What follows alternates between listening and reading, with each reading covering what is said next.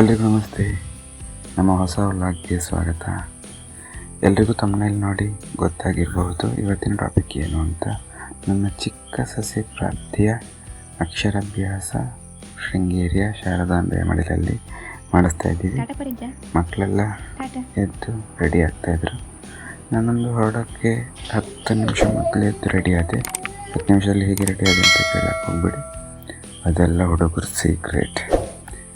ಹಾಗೆ ಮಕ್ಕಳೆಲ್ಲ ಎದ್ದು ರೆಡಿಯಾಗಿ ಆಟ ಆಡ್ತಾಯಿದ್ರು.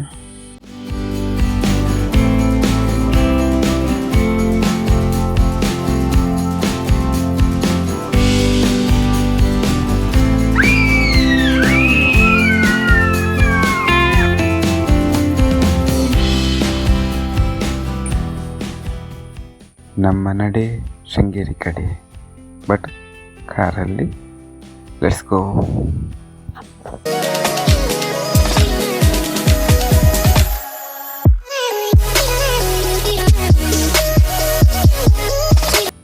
ಮನೆಯಿಂದ ಹೊರಟ್ವಿ. ನಾನು ಗಾಡಿ ಡ್ರೈವಿಂಗ್ ಮಾಡ್ತಾ ಇದ್ದರಿಂದ ನನಗೆ ವಿಡಿಯೋ ಮಾಡಲಿಕ್ಕೆ ಆಗಲಿಲ್ಲ. ಹಾಗಾಗಿ ಅಕ್ಕ ವಿಡಿಯೋ ಮಾಡ್ತಾಯಿದ್ಲು. ನಾವೊಂದು 9:30 ಅಷ್ಟೊತ್ತಿಗೆ ಹೊರಟಿದ್ವಿ. ಮಧ್ಯಾಹ್ನದ ಟೈಮ್ಗೆ ಅಕ್ಷರಾಭ್ಯಾಸ ಅಂತ ಅಂದ್ಕೊಂಡು, ಬಟ್ ಮಧ್ಯಾಹ್ನ ಹೊತ್ತಿಗೆ 1 ಗಂಟೆ ಟೈಮ್ಗೆ ಅಕ್ಷರಾಭ್ಯಾಸ ಮುಗಿತಾಯಿತ್ತು. ನಾನು ನಿಮಗೆ ಕರೆಕ್ಟ್ ಡೀಟೇಲ್ಸನ್ನು ವಿಡಿಯೋದ ಕೊನೆಗೆ ಕೊಡ್ತೀನಿ. ಹೀಗಾಗಿ ಹೋಗೋ ವಿಡಿಯೋನೆಲ್ಲ ನಮ್ಮ ಅಕ್ಕ ಶೂಟ್ ಮಾಡ್ತಾಯಿದ್ರು.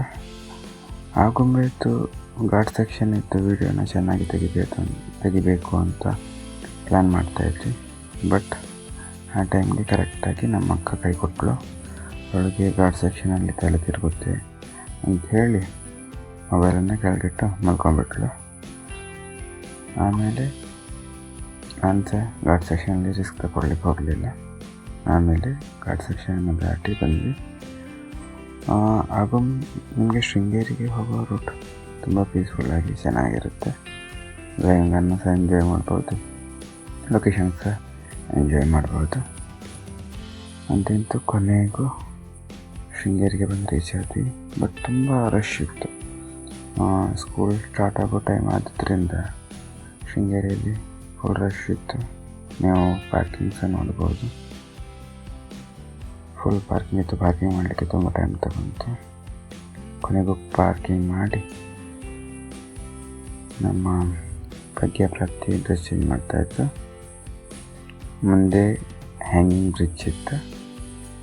ನಾವು ಟೆಂಪಲ್ಗೆ ಹೋಗಿ ವಾಪಸ್ ಬರಬೇಕಾದ್ರೆ ಹ್ಯಾಂಗಿಂಗ್ ಬ್ರಿಡ್ಜ್ಗೆ ಹೋಗಿ ಬರೋಣ ಅಂತೇಳಿ ಡಿಸೈಡ್ ಮಾಡಿದ್ವಿ. ಇಲ್ಲಿಂದ ದೇವಸ್ಥಾನಕ್ಕೆ ಹೊರಡ್ತಾ ಇದ್ದೀವಿ.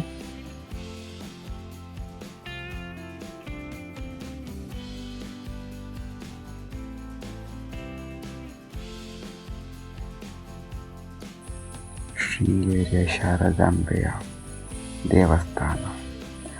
ದೇವಸ್ಥಾನದಲ್ಲಿ ಪೇಂಟ್ ವರ್ಕ್ ಆಗ್ತಾ ಇದ್ದಿದ್ದರಿಂದ ಮೇನ್ ದ್ವಾರ ಬಂದ್ ಮಾಡಿದ್ರು. ಸೈಡ್ನಲ್ಲಿ ರೋಡ್ ಇತ್ತು, ಅಲ್ಲಿಂದ ಹೊರಟ್ವಿ.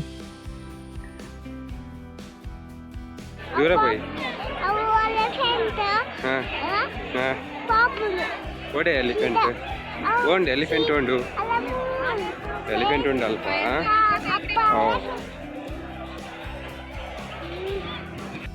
ಎಲಿಫೆಂಟ್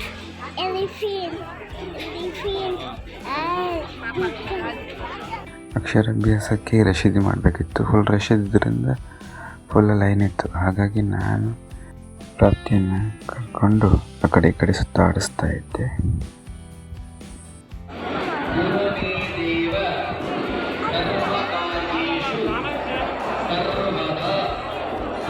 ನಮಗಿಂತ ಮೊದಲು ರಶೀದಿ ತಗೊಂಡವ್ರದ್ದು ಅಕ್ಷರಾಭ್ಯಾಸ ನಡೀತಾ ಇತ್ತು. ಇದೇ ರೀತಿ ನಡೆಯುತ್ತೆ ಶೃಂಗೇರಿಯಲ್ಲಿ ಅಕ್ಷರಾಭ್ಯಾಸ.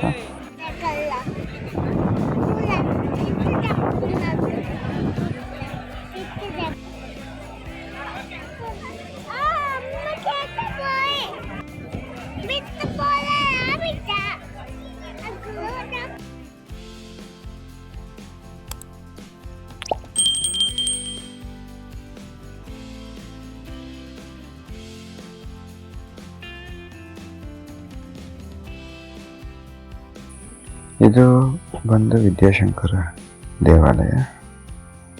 ಇದು ಶಾರದಾಂಬೆ ದೇವಾಲಯ. ನೀವು ಈ ಜಾಗದಲ್ಲಿ ರಶೀದಿಯನ್ನು ಮಾಡ್ಕೋಬೇಕು. ಮೊದಲು ಬಂದಾಗ ಇಲ್ಲಿ ರಶೀದಿಯನ್ನು ಮಾಡಿಕೊಂಡು ಆಮೇಲೆ ಈ ಜಾಗದಲ್ಲಿ ಅಕ್ಷರಾಭ್ಯಾಸ ನಡೆಯುತ್ತೆ. ಇಲ್ಲಿ ಅಕ್ಷರಾಭ್ಯಾಸನ ಮುಗಿಸ್ಕೊಂಡು ಆಮೇಲೆ ಟೆಂಪಲ್ಗೆಲ್ಲ ಹೋಗ್ಬೋದು. ಅಕ್ಷರಾಭ್ಯಾಸದ ಸಮಯನ ನಾನು ಹೇಳ್ತೀನಿ ನಿಮಗೆ. ಆಮೇಲೆ ಸ್ವಲ್ಪ ಫೋಟೋಶೂಟ್ ಎಲ್ಲ ಮಾಡಿದ್ವಿ.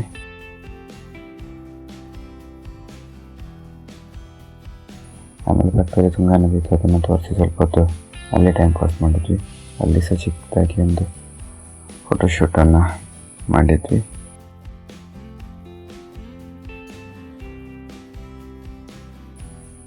ನೋಡಿ ಪೋಸಸ್ನ.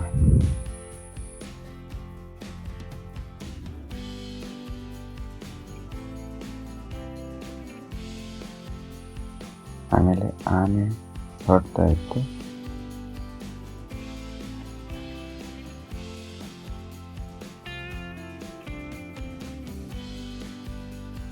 ಆನೆ ಹತ್ರ ಆಶೀರ್ವಾದ ತಗೋಬೇಕು ಅಂತ ಹೇಳಿ ನಾನು ಮತ್ತೆ ಪ್ರಾಪ್ತಿ ಹೋದ್ವಿ. ಬಟ್ ಆನೆ ಹೋಗ್ತಾನೆ ಇತ್ತು, ಬಟ್ ಬಿಟ್ಟಿಲ್ಲ. ಕೊನೆಗೂ ಆನೆನ ಫಾಲೋ ಮಾಡಿ ಆಶೀರ್ವಾದ ತಗೊಂಡ್ವಿ. ಇಬ್ಬರಿಗೂ ಒಂದೇ ಸರಿ ಹೇಗೆ ಆಶೀರ್ವಾದ ಮಾಡ್ತು ಅಂತ ನೋಡಿ.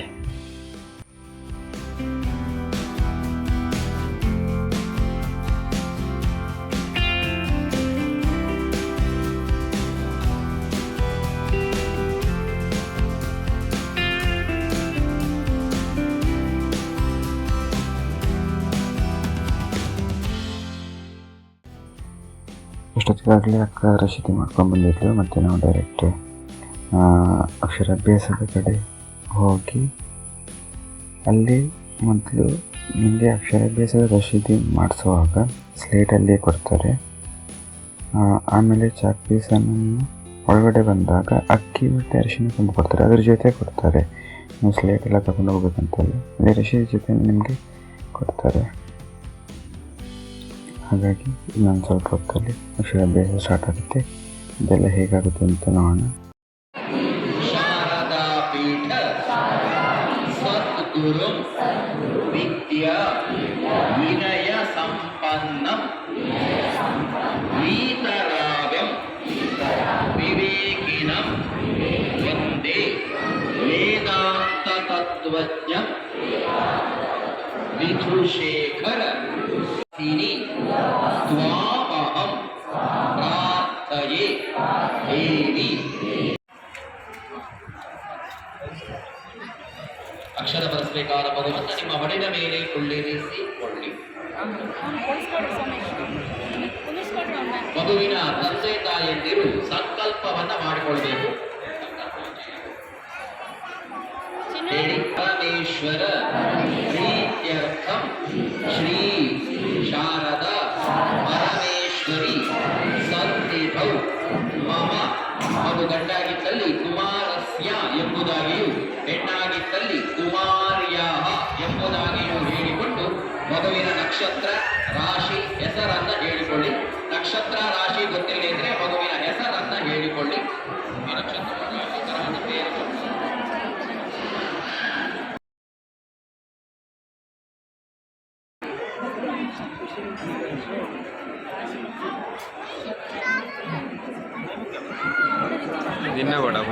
ಶ್ರೀ ಶಾರದಾ ಪರಮೇಶ್ವರಿ ಸಮಸ್ತ ಅನುಗ್ರಹೇಣ ಸದ್ಬುದ್ಧಿ ಸದ್ವಿದ್ಯ ಪ್ರಾಪ್ತ್ಯರ್ಥಂ ಅಜ್ಞಾನ ಪರಿಭವತು ಮೇ ಸದಾ. ನಿಮ್ಮ ಮಗುವಿಗೆ ಒಳ್ಳೆಯ ವಿದ್ಯೆ, ಒಳ್ಳೆಯ ಬುದ್ಧಿ, ಒಳ್ಳೆಯ ಸಂಸ್ಕಾರದ ಅನುಗ್ರಹ ಆಗಬೇಕು. ನಿಮ್ಮ ಮಗುವಿನ ಬಾಳಿನಲ್ಲಿ ಅಜ್ಞಾನದ ಕತ್ತಲೆಯನ್ನು ಹೋಗಲಾಡಿಸಿ ಸುಜ್ಞಾನದ ಬೆಳಕನ್ನ ಬೆಳಗುವಂತೆ. ಶಾಮಿ ಅಂಪ್ಲೆ ಅಡ್ಡ ಬುಲ್ಲೆ ಶಾಮಿ ಕೆಳಗಡೆ ಇಟ್ಟುಕೊಂಡು ಅಕ್ಕಿ ತಟ್ಟೆಯನ್ನು ಕೈಯಲ್ಲಿ ಹಿಡಿದುಕೊಳ್ಳಬೇಕು. ಅಕ್ಕಿಯ ತಟ್ಟೆ ಮೇಲೆ ಇರ್ತಕ್ಕಂಥ ಅರಿಶಿನ ಕೊಂಬನ್ನ ಮಗುವಿನ ಕೈಯಲ್ಲಿ ಕೊಟ್ಟು ಅದನ್ನು ಹಿಡಿಸಿ ದೇವರ 4 ನಾಮಗಳನ್ನು ಬರೆಸಬೇಕು. ಗಮನಿಸಿ, ಮಗುವಿನ ಕೈಯಲ್ಲಿ ಅರಿಶಿನ ಕೊಂಬನ್ನ ಹಿಡಿಸಿ ಬರೆಸಲಿಕ್ಕಾಗದೇ ಇದ್ದ ಸಂದರ್ಭದಲ್ಲಿ ಪೋಷಕರಾದ ನೀವೇ ಮಗುವಿನ ಕೈಗೆ ಮುಟ್ಟಿಸಿ ಬರೆಯಲೂಬಹುದು. ಕೊನೆಯಲ್ಲಿ 4 ಅಕ್ಷರಗಳನ್ನ ಮಾತ್ರ ಮಗುವಿನ ಕೈಯಲ್ಲಿ ಬರೆಸಿದ್ರೆ ಸಾಕಾಗ್ತದೆ. ಸಾಧ್ಯವಾದರೆ ಬರೆಸಿ. ಶ್ರೀ ಗಣೇಶಾಯ ನಮಃ. ಶ್ರೀ ಗಣೇಶಾಯ ನಮಃ. ಶ್ರೀ ಗಣೇಶಾಯ ನಮಃ. ಶ್ರೀ ಗುರುಭ್ಯೋ ನಮಃ. ಶ್ರೀ ಗುರುಭ್ಯೋ ನಮಃ. ಶ್ರೀ ಗುರುಭ್ಯೋ ನಮಃ. ಶ್ರೀ ಗುರುಭ್ಯೋ ನಮಃ. ಶ್ರೀ ಶಾರದಾಯೈ ನಮಃ. ಶ್ರೀ ಶಾರದಾಯೈ ನಮಃ. ಶ್ರೀ ಶಾರದಾಯೈ ನಮಃ. ಶ್ರೀ ಸರಸ್ವತಿ ನಮಃ. ಶ್ರೀ ಸರಸ್ವತಿ ನಮಃ. ಶ್ರೀ ಸರಸ್ವತಿ ನಮಃ.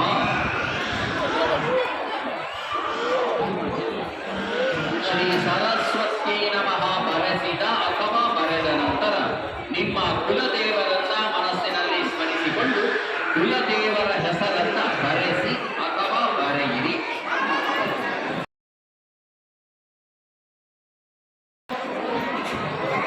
ಶ್ರೀ ಸರಸ್ವತಿ ನಮಃ ಬರೆಸಿದ ಅಥವಾ ಬರೆದ ನಂತರ ನಿಮ್ಮ ಕುಲದೇವರನ್ನ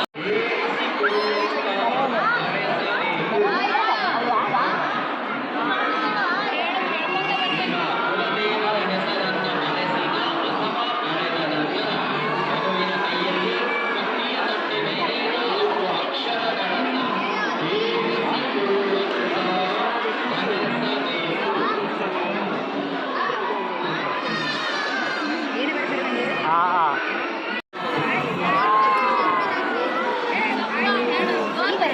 ಮಗುವಿನ ಕೈಯಲ್ಲಿ ಅಕ್ಕಿ ತಟ್ಟೆಯ ಮೇಲೆ ಅಕ್ಷರಗಳನ್ನು ಬರೆಸಿಕೊಂಡ ನಂತರ ಅಕ್ಕಿ ತಟ್ಟೆಯನ್ನು ಕೆಳಗಿಟ್ಟುಕೊಂಡು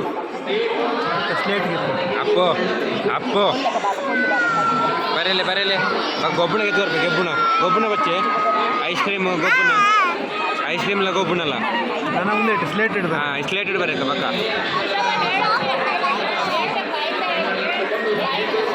ಹಾಂ ಸ್ಲೇಟೆಡ್ ಬರಕ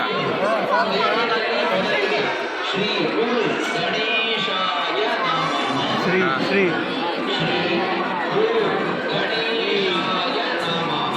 ಇತ್ತ ಹ್ಯಾಂಡ್ ರೈಟಿಂಗ್ ಗೊತ್ತಾಗ್ಬಿಡು ಅಪ್ಪನ ಅಥವಾ ಬರೆಯಿರಿ. ನೇಮಿನಲ್ಲಿ ಮೊದಲಿಗೆ ಶ್ರೀ ತೀರ್ಥ ಬರೆ ಗಣೇಶಾಯ ನಮಃ ಅಂತ ಬರೆಸಿ ಅಥವಾ ಬರೆಯಿರಿ. ಏ ಲಕ್ಕ ಅಪ್ಪು ಬರೇಲೆ ಏಯ್ ಶ್ರೀ ಗುರು ಗಣೇಶಾಯ ನಮಃ. ಶ್ರೀ ಶಾರದಾಯೈ ನಮಃ. ಹಾಂ ಬರೆ ಐತೆ ಮಿತ್ತೆ ಬರೆ ಶಾರದಾಯೈ ನಮಃ ಬರೆಸಿದ ನಂತರ ಶ್ರೀ ವಿದ್ಯಾಯೈ ನಮಃ. ಶ್ರೀ ವಿದ್ಯಾಯೈ ನಮಃ. ತುಂಬಾಗೆ ಗೊತ್ತು ಚಂದ ಶ್ರೀ ಶಾರದಾಯೈ ನಮಃ ಬರೆಸಿದ ನಂತರ ಶ್ರೀ ವಿದ್ಯಾಯೈ ನಮಃ. ಶ್ರೀ ವಿದ್ಯಾಯೈ ನಮಃ ಬರೆಸಿದ ಅಥವಾ ಬರೆದ ನಂತರ ಮಗುವಿಗೆ 4 ಅಕ್ಷರಗಳನ್ನು ಹೇಳಿಕೊಡುತ್ತಾ ಬರೆಸಬೇಕು. ಹಾಂ ಬರೆ ನಾಲ ಐ ಬರೆ ಬನ್ನಿ ಬನ್ನಿ ಆ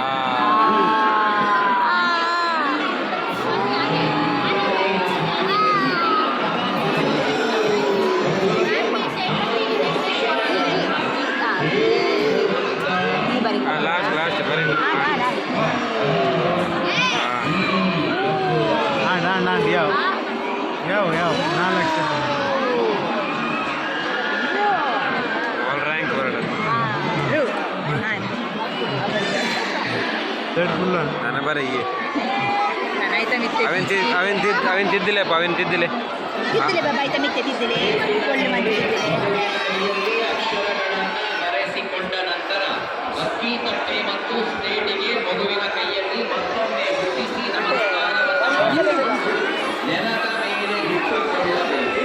ನಮಸ್ಕಾರ ಮಾಪ್ಲೆ ನಮಸ್ಕಾರ ಮಾಪ್ಲೆ ನಮಸ್ಕಾರ ಮಾಪ್ಲೆ ಅಡ್ಡ ಬರಲಿ ಬಾಬಾ ಚಾಮಿ ಅಂಪ್ಲೆ ಅಡ್ಡ ಬರಲಿ ಚಾಮಿ ಅಂಪ್ಲೆ ಚಾಮಿ ಅಂಪ್ಲೆ ಚಾಮಿ ಐಕ ಅಡ್ಡ ಚಾಮಿ ಅಂಪ್ಲೆ ಚಾಮಿ ಚಾಮಿ ಸ್ಲೇಟಿನ ಮೇಲೆ ಮಗುವಿನ ಕೈಯಲ್ಲಿ ಅಕ್ಷರಗಳನ್ನು ಬರೆಸಿಕೊಂಡ ನಂತರ ಅಕ್ಕಿ ತಟ್ಟೆ ಮತ್ತು ಸ್ಲೇಟಿಗೆ ಮಗುವಿನ ಕೈಯಲ್ಲಿ ಮತ್ತೊಮ್ಮೆ ಮುಟ್ಟಿಸಿ ನಮಸ್ಕಾರವನ್ನು ಮಾಡಿಸಿಕೊಂಡು ನೆಲದ ಮೇಲೆ ಇಟ್ಟುಕೊಳ್ಳಬೇಕು.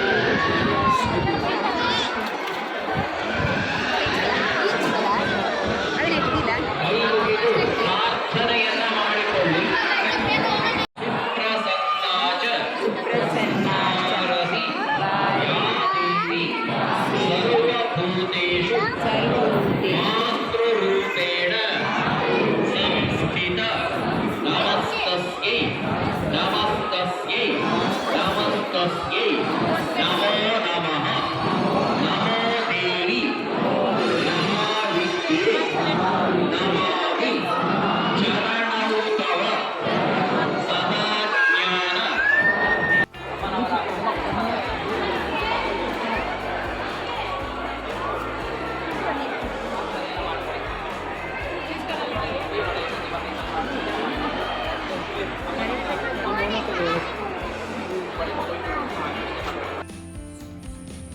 ಅಕ್ಷರಾಭ್ಯಾಸನ ಮುಗಿಸಿ ಅಲ್ಲಿಂದ ಫ್ಯಾಮಿಲಿದೊಂದು ಚಿಕ್ಕದಾಗಿ ಫೋಟೋಶೂಟನ್ನು ಮಾಡಿ ಅಲ್ಲಿಂದ ಸೀದಾ ತುಂಗಾ ನದಿಗೆ ಮೀನುಗಳನ್ನು ನೋಡಲಿಕ್ಕೆ ಹೋದ್ವಿ.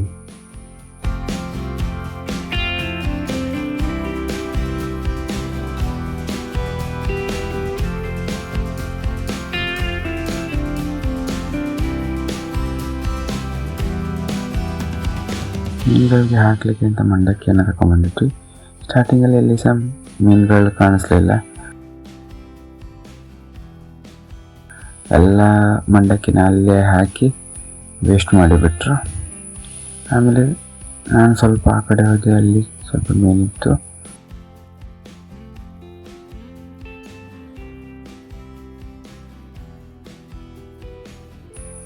ಆಮೇಲೆ ದೊಡ್ಡ ದೊಡ್ಡ ಮೀನು ರಾಶಿ ಇತ್ತು ನೋಡಿ.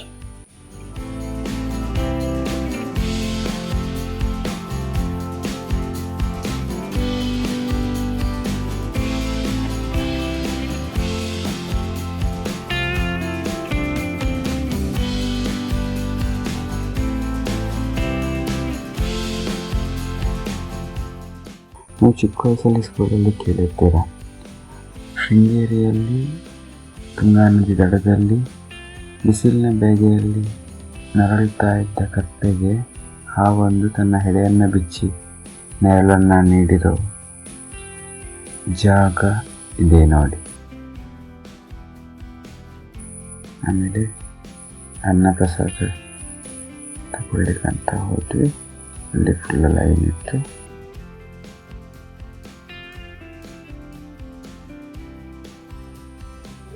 ಊಟ ಮಾಡಿ ಆಮೇಲೆ ಅಲ್ಲಿಂದ ಹ್ಯಾಂಗಿಂಗ್ ಬ್ರಿಡ್ಜ್ ಕಡೆ ಹೊರಟ್ವಿ.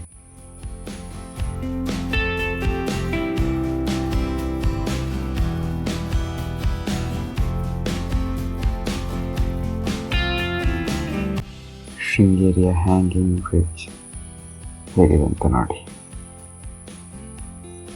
ಆಮೇಲೆ ಎಲ್ಲನೂ ಮುಗಿಸ್ಕೊಂಡು ಕಾರ್ ಹತ್ರ ಬಂದ್ವಿ.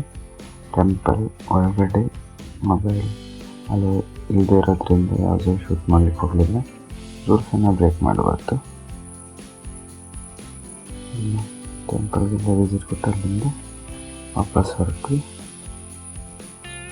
ವಾಪಸ್ ಹೊರಟಿದ್ರೆ ಶೂಟ್ ಮಾಡಲಿಲ್ಲ. ಇದು ಆಗುಂಬೆಯಲ್ಲಿ ನೀವು ಸನ್ಸೆಟ್ ಆಗೋ ಜಾಗನ ನೋಡ್ಬೋದು. ಫುಲ್ ರಶ್ ಇತ್ತು, ಹಾಗಾಗಿ ಅಲ್ಲಿ ನಿಲ್ಲಿಸಲಿಲ್ಲ. ಯಾಕಂದರೆ ನಾವು ಹೋಗ್ತಾ ಬರ್ತಾ ಇರ್ತೀವಿ.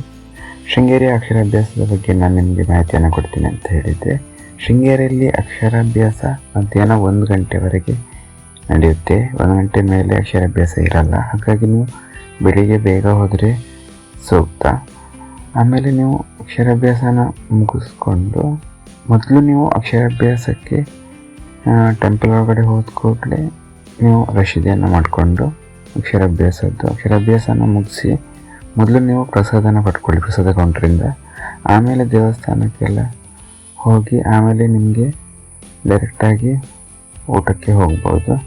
ಯಾಕಂದರೆ ಎಲ್ಲ ಮುಗಿಸ್ಕೊಂಡು ಬರಬೇಕಾದ್ರೆ ನೀವೇನಾದರೂ 2.5 ಗಂಟೆ ಹಾಕಿದರೆ ಪ್ರಸಾದದ ಕೌಂಟ್ರು 2:15 4 ಗಂಟೆವರೆಗೆ ಕ್ಲೋಸ್ ಇರುತ್ತೆ. ಆಮೇಲೆ 4 ಗಂಟೆವರೆಗೆ ನೀವು ವೆಯ್ಟ್ ಮಾಡಬೇಕಾಗ್ತದೆ. ಹಾಗಾಗಿ ಅಕ್ಷರಾಭ್ಯಾಸ ಮುಗಿದ ಕೂಡಲೇ ಪ್ರಸಾದನ ತಗೊಳ್ಳಿ. ನಮ್ಮ ಈ ಹೊಸ ವಿಡಿಯೋ ನಿಮಗೆ ಇಷ್ಟ ಆಗಿದ್ದರೆ ನಮ್ಮ ಚಾನಲನ್ನು ಲೈಕ್ ಮಾಡಿ, ಶೇರ್ ಮಾಡಿ, ಸಬ್ಸ್ಕ್ರೈಬ್ ಮಾಡಿ. ಎಲ್ರಿಗೂ ಧನ್ಯವಾದ.